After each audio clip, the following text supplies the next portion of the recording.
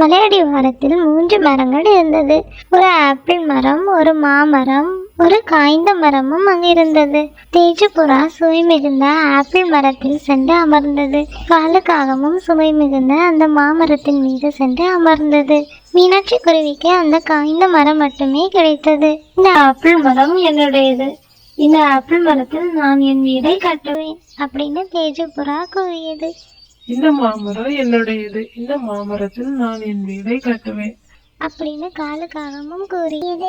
ஏ தேஜு, ஏ காலு, நீங்க 2 பேரும் நல்ல மரத்தை எடுத்துக்கிட்டீங்க. காஞ்ச மரத்துல எப்படி வீடு கட்ட முடியும்? ஏ தேஜு, உன்னுடைய ஆப்பிள் மரம் ரொம்ப பெருசா இருக்குது. நீ அதுல கொஞ்சம் இடம் கொடுத்தீனா நான் அதுல என்னுடைய கூட்டா கட்டிப்பேன். இல்ல மீனாட்சி, எனக்கு வீடு கட்டுறதுக்கே இந்த மரம் சரியா இருக்கும். உன்னுடைய வீட்டை கட்ட இந்த மரத்துல இடம் இருக்காது மீனாட்சி.